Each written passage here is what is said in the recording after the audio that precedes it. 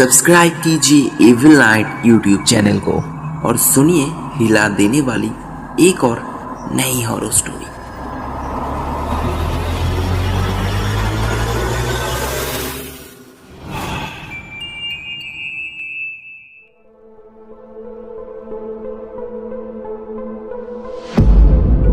Hello दोस्तों, मैं राहुल और आप सभी को फिर से एक और बार स्वागत है एविल नाइट यूट्यूब चैनल की एक और नई कहानी पे। तो चलिए बिना टाइम बिताए बढ़ते हैं आज की कहानी की ओर।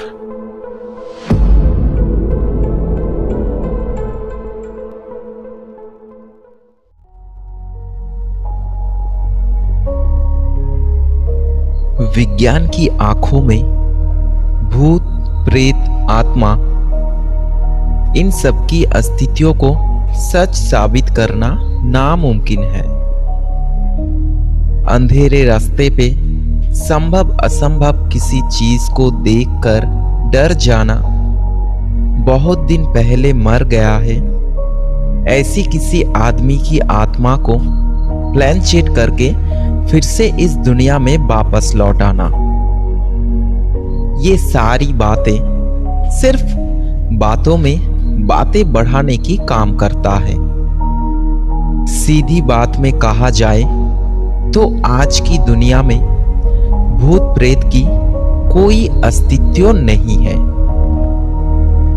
फिर भी अगर आपको भूत प्रेत को मानना है तो आंख बंद करके आपको जाना होगा सीधे आज से 50 या 100 साल पहले, क्योंकि आज की तारीख में खड़े होकर अगर आप किसी को भूत प्रेत की सच्चाई के बारे में बताएंगे तो वो आपको सिर्फ एक पागल समझेंगे।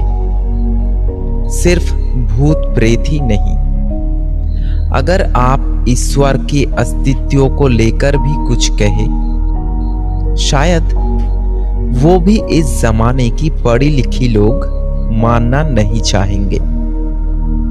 लेकिन सच, झूठ, विज्ञान, इन सब के बाहर, हमारे सोच के बाहर आज भी ऐसी कई सवाल उठती है जिन सवालों के कोई जवाब हमें नहीं मिलता। इसका मतलब ये भी नहीं कि इन सवालों के कोई जवाब हमें कभी भी नहीं मिलेगा। हो सकता है एक दिन खुद विज्ञान ही इन सारे अजीबोगरीब सवालों के सभी जवाब ढूंढ कर लाएगा। लेकिन जब तक ऐसा नहीं हो रहा तब तक हम जैसे आम इंसान भूत, प्रेत और ईश्वर की सच्चाई लेकर एक दूसरे के साथ बातों की लड़ाई करते रहेंगे। ऐसा ही एक कहानी आज मैं आप लोगों को सुनाने जा रहा हूं। पर यह कहानी भूत प्रेत की है या नहीं, इसके बारे में मुझे कुछ पता नहीं। अपनी आंखों की वहम या सुनने की गलती भी हो सकता है, इसके बारे में भी मैं कुछ नहीं कहूंगा। मेरे साथ जो कुछ हुआ था सिर्फ उतना ही बताऊंगा। लेकिन एक बात कह सकता हूं, बिना कोई नशा किए खुले रास्ते पर मेरे आंखों के सामने घटा था ये सारी घटनाएं। आज से 10 या 12 साल पहले की बात है। एक छोटे गांव से हर रोज काम करने के लिए मुझे शहर जाना पड़ता था। हमारे गांव से 8 किलोमीटर दूर था रेलवे स्टेशन। हर रोज सुबह 7 बजे उठकर 8 किलोमीटर साइकिल चलाकर हम स्टेशन पहुंचते थे।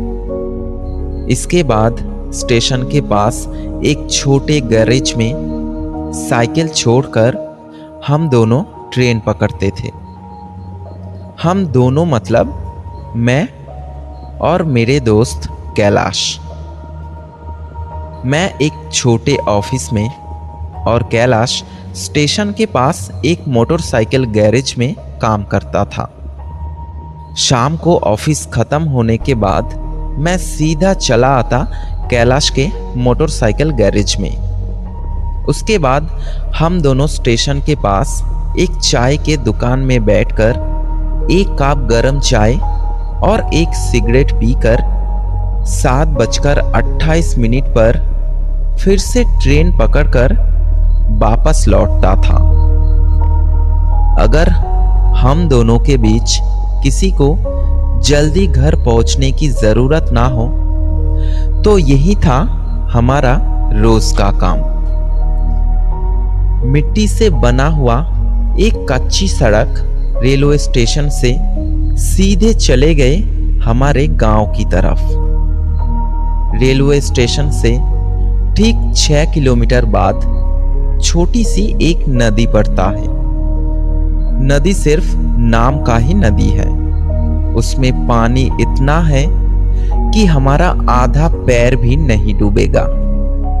लेकिन मैंने सुना है एक समय था जब बड़े बड़े नाव चलता था उस नदी में, और अब काठ से बना हुआ एक छोटे ब्रिज के ऊपर से हम उस नदी को पार करते हैं, और उस नदी के उस पार से शुरू होता है हमारा गांव शांतिनगर।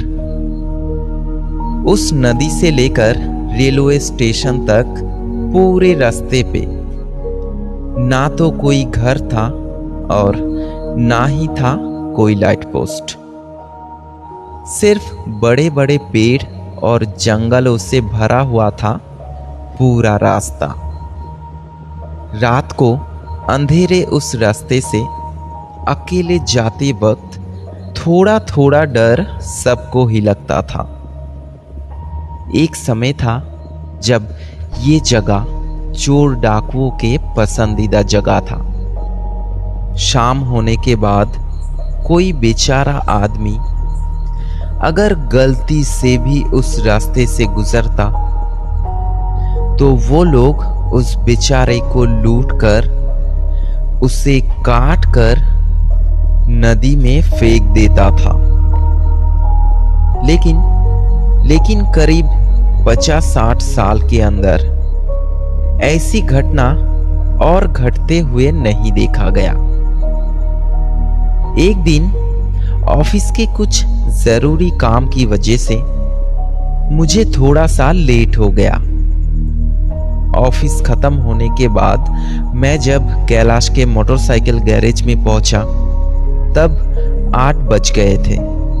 गैरेज के एक लड़के ने बताया मेरे लिए आधा घंटा तक इंतजार करके रोज की तरह ठीक 7:27 की ट्रेन पकड़कर कैलाश चले गए हैं। बात सुनकर मैं थोड़ा सा घबरा गया। सिर्फ अकेला जाना होगा इसलिए नहीं, सुबह से बारिश शुरू हुआ है और पूरे दिन में एक बार भी नहीं रुका। गहरे एक काले बादल अभी भी पूरे आसमान में छाए हुए हैं। आसमान टूटकर कभी भी आ सकता है, तूफान के साथ एक तेज बरसात। ऐसी परिस्थिति में अकेला 8 किलोमीटर साइकिल चलाकर मुझे उस अंधेरे रास्ते से जाना होगा, क्योंकि शाम के बाद ऐसी बरसात के रात में उस सुनसान अंधेरे रास्ते पे मुझे एक भी व्यक्ति मिलेगा ऐसा सोचना भी बेकार है। उस काले बादल की तरफ देखकर मैं एक लंबी सांस लिया। उसके बाद ठीक 8:28 पर मैं ट्रेन पे चढ़ गया।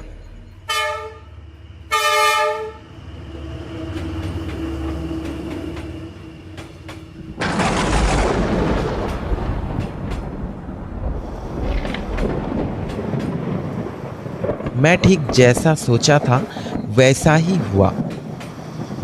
ट्रेन छोड़ते ही जोरदार हवा के साथ शुरू हुआ तेज बारिश।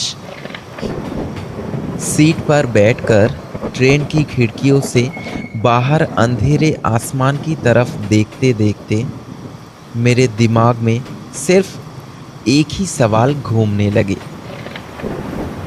कि अगर ये बारिश नहीं रुका तो इतनी तेज बारिश में उस अंधेरे रास्ते से अकेला 8 किलोमीटर साइकिल चलाकर मैं जाऊंगा कैसे।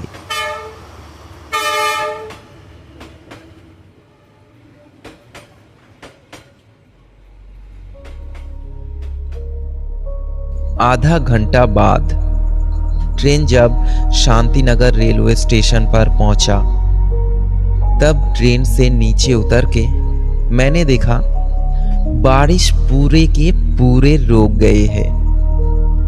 साइकिल गैरेज के मालिक अपनी दुकान बंद करने की तैयारी कर रहा था। मुझे देखकर गैरेज के लड़के ने कहा,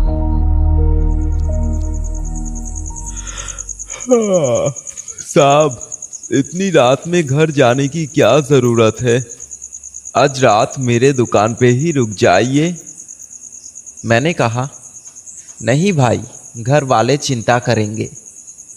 उस लड़के ने गैरेज के अंदर से मेरे साइकिल को बाहर निकाला। मैंने पूछा, भाई कैलाश चले गए क्या? हाँ साहब, आधा घंटा पहले चला गया। कैलाश भाई जब ट्रेन से उतरा तब बहुत तेज बारिश हो रहा था, साथ बहुत जोर जोर से बिजली भी चमक रही थी। मैंने कहा था उनको रुक जाने के लिए, लेकिन उन्होंने कहा कि जल्दी चलाकर चला जाऊंगा। जल्दी चलाकर चला जाऊंगा, मैंने भी यही सोचा।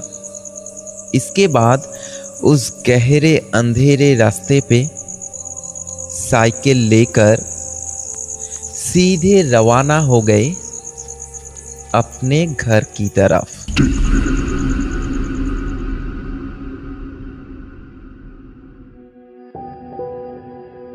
फोन के धीर रोशनी में सिर्फ एक अंधेरे के सिवाय और कुछ भी नजर नहीं आ रहा था।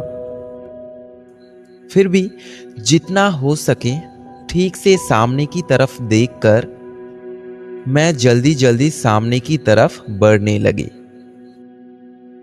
ऐसे थोड़ी देर तक चलने के बाद अचानक फोन के फ्लैश भी बंद हो गए, क्योंकि फोन के बैटरी खत्म हो गया था।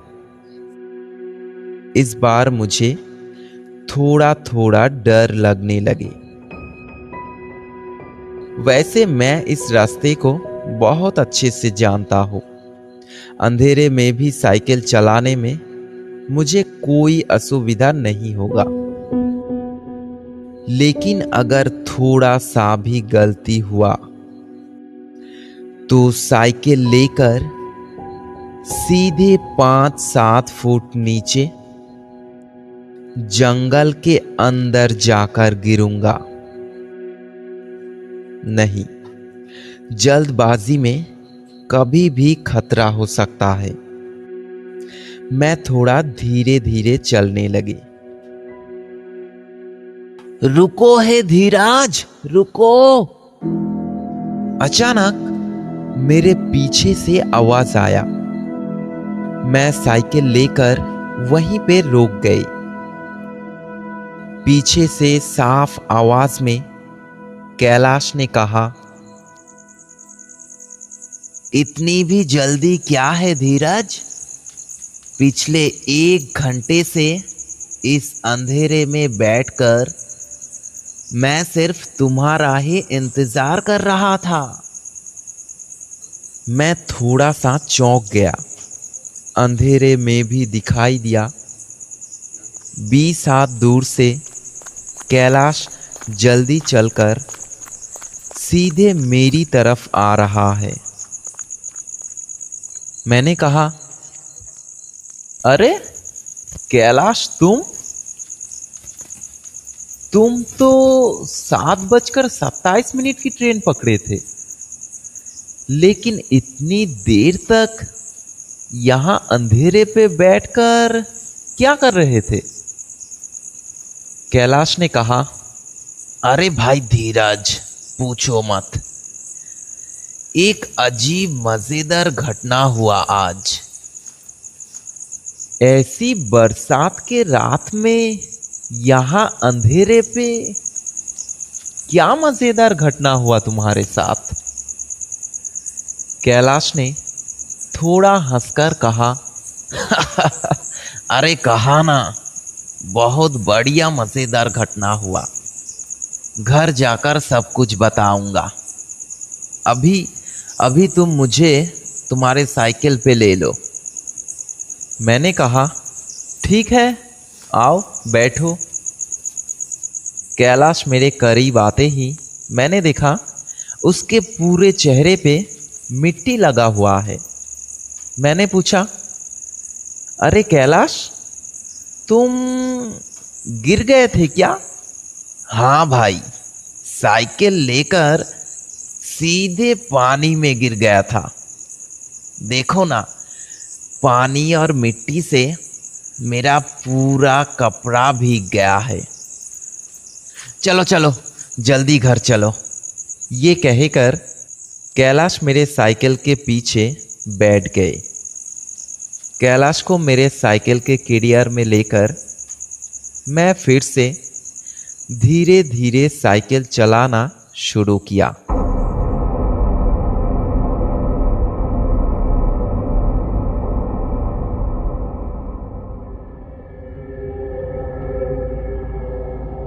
उस अंधेरे रास्ते पे एक और आदमी को साइकिल के कैरियर में लेकर साइकिल चलाना उतना आसान नहीं था। लेकिन अचानक मैंने महसूस किया किसी कारण मेरी ताकत पहले से 2 गुना बढ़ गया है। मैंने देखा कैलाश को अपने साइकिल के पीछे लेकर भी मुझे साइकिल चलाने में कोई तकलीफ नहीं हो रहा है। कैलाश पीछे चुपचाप बैठे हैं, इसलिए मैं भी चुपचाप होकर साइकिल चलाने लगी। लेकिन मेरे दिमाग में सिर्फ एक ही सवाल घूमने लगे, इस अंधेरे रास्ते पे कैलाश के साथ क्या मजेदार घटना हुआ। ऐसे 15 मिनट तक साइकिल चलाने के बाद एक समय अचानक मुझे एक तेज पानी की आवाज सुनाई दिया। मैं थोड़ा चौंक गया। मैंने कहा, अरे कैलाश, इतना तेज पानी की आवाज कहां से आ रहा है? नदी में पानी बढ़ गया क्या? ठीक इस समय हुआ एक अजीब घटना। कैलाश मेरे बात का जवाब दिया, लेकिन मेरे साइकिल के पीछे से नहीं। ताज्जुब होकर मैंने देखा मेरे साइकिल से 20 हाथ दूर मेरी तरफ अपनी दोनों हाथ बढ़ाकर खड़े हैं कैलाश। हाँ, अंधेरे में भी साफ दिखाई दिया, कैलाश ही खड़े हैं। कैलाश ने चिल्लाते हुए कहा, अभी साइकिल से उतरो धीरज, अभी उतरो। बारिश और तूफान की वजह से काठ से बना हुआ ब्रिज टूट गया है। अगर और थोड़ा सा भी आगे आया तो साइकिल लेकर 30 फुट नीचे सीधे नदी में गिर जाओगे। मेरे सर घूमने लगे, बिजली चमकने लगे मेरे चेहरे पे। डर की एक तेज लहर मेरे पूरे शरीर पे खिलने लगे। कब उतरा कैलाश मेरे साइकिल से और कब गए ऐसे दौड़ के मेरे 20 हाथ सामने। साइकिल से नीचे उतरते हुए मैंने सुना कैलाश फिर से कह रहा है, वहीं रुक जाओ धीरज, वहीं रुक जाओ, वरना मेरे साथ जो हुआ वो तुम्हारे साथ भी होगा। अंधेरे में भी आश्चर्य होकर मैंने देखा मेरे आंखों के सामने कैलाश के शरीर धीरे धीरे हवा में वैनिश हो गए। एक गहरा अंधेरा छा गए मेरे दोनों आंखों में। धीरे धीरे मैं बेहोश हो गए।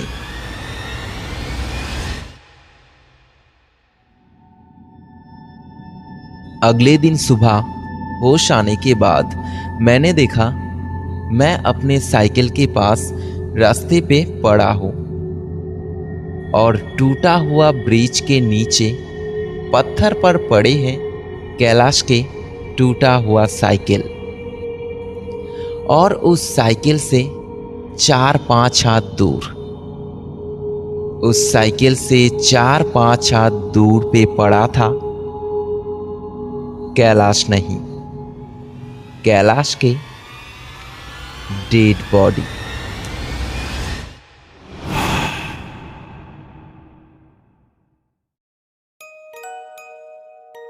हेलो दोस्तों, मैं राहुल और इविल नाइट यूट्यूब चैनल पर आप सुन रहे थे आज की कहानी सोच के बाहर।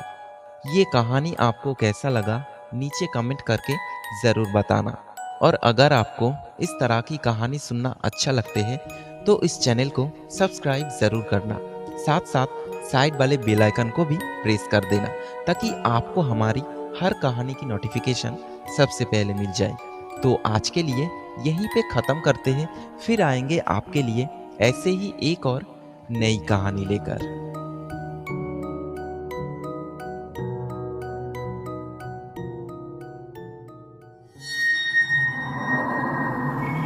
डर की एक सच्ची कहानी इविल नाइट में राहुल के साथ।